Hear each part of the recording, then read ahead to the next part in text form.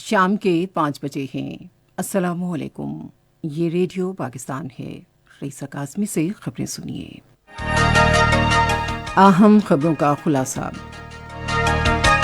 دفتر خارجہ نے کہا ہے کہ بھارت کی طرف سے پاکستان کی طرف میزائل فائر کرنے سے ظاہر ہوتا ہے کہ بھارت کے اسٹریٹجک ہتھیاروں کو کنٹرول کرنے کے نظام میں بہت سی خامیاں اور سنجیدہ نوعیت کی فنی کوتاہیاں ہیں۔ وزیر داخلہ نے کہا ہے کہ حکومت اپنی 5 سالہ آئینی مدت پوری کرے گی اور بھاری اکثریت سے اگلے انتخابات میں کامیاب ہوگی۔ امریکی صدر نے کہا ہے کہ امریکہ یوکرین میں روس کے ساتھ جنگ نہیں کرے گا، تاہم اگر ضروری ہوا تو نیٹو کے علاقے کا دفاع کیا جائے گا۔ قطر میں پاکستان کے احسن رمضان نے ایران کے عامر سرکوش کو ہرا کر عالمی سنوکر چیمپئن شپ جیت لی ہے۔ خبروں کی تفصیل۔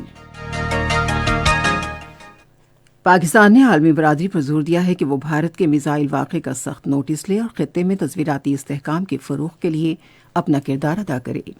آج ایک بیان میں دفتر خارجہ کے ترجمان ناصم افتخار احمد نے کہا کہ یہ واقعہ اس بات کی نشاندہی کرتا ہے کہ بھارت کے اسٹریٹجک ہتھیاروں کو کنٹرول کرنے کے نظام میں بہت سی خامیاں اور سنجیدہ نوعیت کی فنی کوتاہیاں ہیں۔ انہوں نے کہا کہ بھارت کا اپنی عدالت کے ذریعے تحقیقات کا فیصلہ ناکافی ہے کیونکہ میزائل پاکستان کی حدود میں گرا ہے۔ ترجمان نے کہا کہ پاکستان واقعے کے اصل حقائق جاننے کے لیے مشترکہ تحقیقات کا مطالبہ کرتا ہے۔ انہوں نے کہا کہ کم فاصلے اور کم وقت کی وجہ سے دوسری جانب سے کسی غلط فہمی کے باعث اپنے دفاع میں جوابی اقدامات ہو سکتے تھے جس کے سنگین نتائج نکلتے۔ عاصم افتخار نے کہا کہ اس سنگین نوعیت کے واقعے سے ایک ایٹمی ماحول میں میزائلوں کے حادثاتی طور پر چلنے یا بلا اختیار میزائل چلانے کو روکنے کے لیے حفاظتی اقدامات اور تکنیکی ضوابط سے متعلق کئی بنیادی سوالات اٹھ کھڑے ہوئے ہیں۔ اطلاعات و نشریات کے وزیر مملکت فاروق حبیب نے کہا ہے کہ وزیر اعظم عمران خان ایک بڑے جلسہ عام سے خطاب کے لیے کل حافظ آباد کا دورہ کریں گے۔ انہوں نے آج حافظ آباد میں صحافیوں سے گفتگو کرتے ہوئے کہا کہ پوری قوم وزیر اعظم کے ساتھ ہے اور حزب اختلاف اپنے مذموم ارادوں میں کامیاب نہیں ہوگی۔ انہوں نے کہا کہ وزیر اعظم نے پاکستان کو درپیش اندرونی اور بیرونی خطرات کا کامیابی سے مقابلہ کیا ہے۔ وزیر مملکت نے کہا کہ کسی کو انتشار اور افراتفری پھیلانے اور قانون ہاتھ میں لینے نہیں دیا جائے گا۔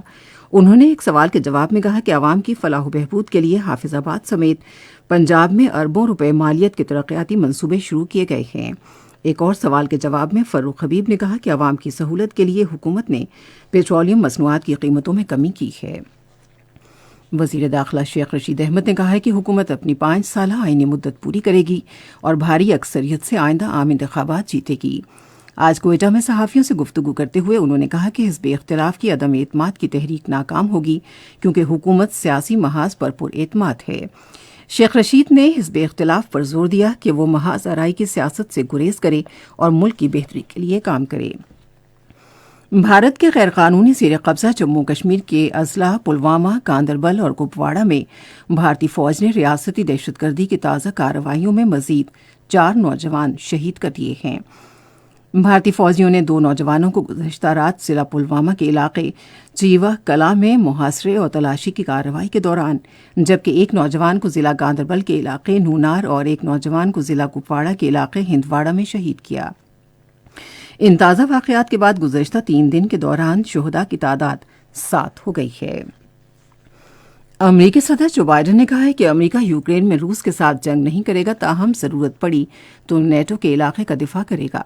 وائٹ ہاؤس میں یوکرین کے مسئلے پر خطاب کرتے ہوئے امریکی صدر نے کہا کہ ہم یورپ میں اپنے اتحادیوں کے شانہ بشانہ کھڑے ہیں اور یہ واضح پیغام دیتے ہیں کہ امریکہ اور نیٹو اتحادی پوری قوت سے نیٹو کی سرزمین کے انچ انچ کا دفاع کریں گے۔ قطر میں پاکستان کے 16 سالہ نوجوان کھلاڑی احسن رمضان نے ایران کے عامر سرکوش کو ہرا کر IBSF عالمی سنوکر چیمپئن شپ جیت لی ہے۔ وہ محمد آصف کے بعد یہ اعزاز حاصل کرنے والے ملک کے سب سے کم عمر کھلاڑی ہیں۔ محمد آصف نے یہ چیمپئن شپ 2 بار جیتی، جبکہ سینئر کھلاڑی محمد یوسف نے 1994 میں یہ اعزاز حاصل کیا تھا۔ پاکستان 4تھی مرتبہ سنوکر کا عالمی چیمپئن بنا ہے۔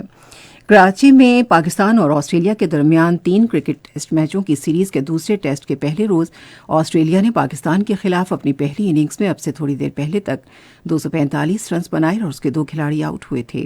آسٹریلیا نے ٹاس جیت کر پہلے بیٹنگ کا فیصلہ کیا۔ اس کے ساتھ ہی خبریں ختم ہوئیں۔ مزید خبروں اور تجزیوں کے لیے آئیے ہماری ویب سائٹ پر radio.gov.pk اور فیس بک کے link radio Pakistan news official پر براہ راست ویڈیو اسٹریمنگ بھی ملاحظہ کیجیے۔